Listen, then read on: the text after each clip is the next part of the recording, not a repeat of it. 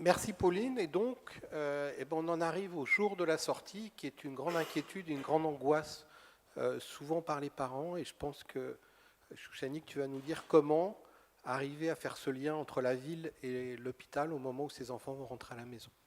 Effectivement, la sortie à la maison, c'est un moment clé dans la vie de la famille. Et cette préparation à la sortie, ça débute déjà en anténatal.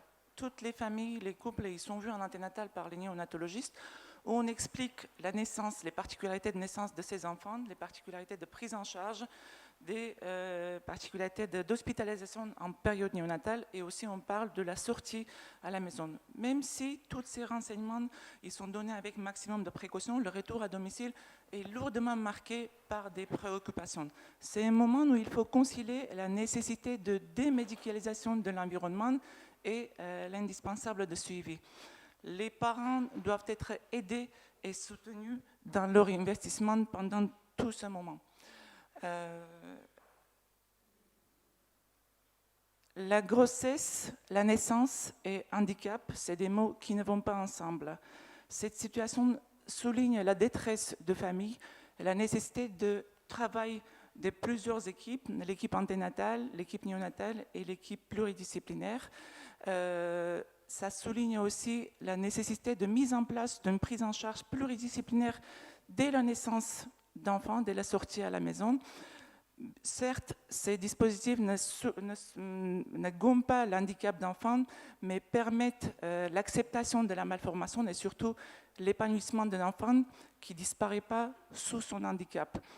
Il est très important le soutien de parentalité avec des actions standardisées, avec le guidage, le coaching des parents, qui est basé sur l'éducation thérapeutique, sur la compréhension de l'importance de suivi. Si on parle des critères de sortie de néonatologie, après la stabilisation de l'état clinique de l'enfant, c'est surtout être sûr que le relais est assuré à domicile, un relais qui est basé sur la prise en charge parentale et sur la prise en charge par différents spécialistes. Dans les cas où il a besoin, on discute la mise en place d'une hospitalisation à domicile pour aider maximum le parent au retour à domicile. Et après, on est aidé par des différentes organisations comme le Centre d'action médico-sociale précoce. La sortie des nouveau-nés, des néonates, actuellement est assez standardisée, surtout dans notre service. À la sortie, on a organisé une espèce de checklist pour ne rien oublier dans l'organisation. On organise les consultations de néonatologie un mois après la sortie d'enfants pour faire l'état lieu d'organisation de retour à domicile.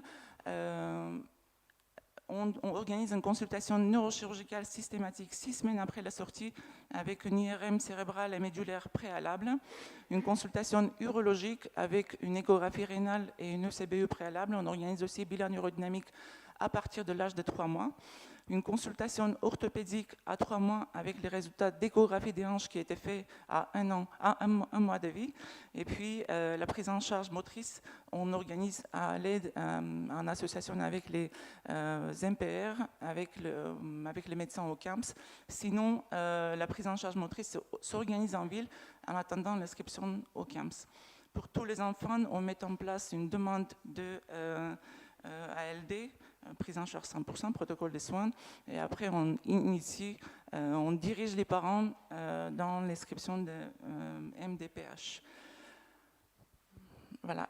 Et actuellement, on est en train de travailler aussi dans la création d'un livret de sortie des enfants avec dysgraphisme spinal pour mieux accompagner ses parents pour le retour à domicile. Voilà. Merci beaucoup. Je ne sais pas si vous avez des questions.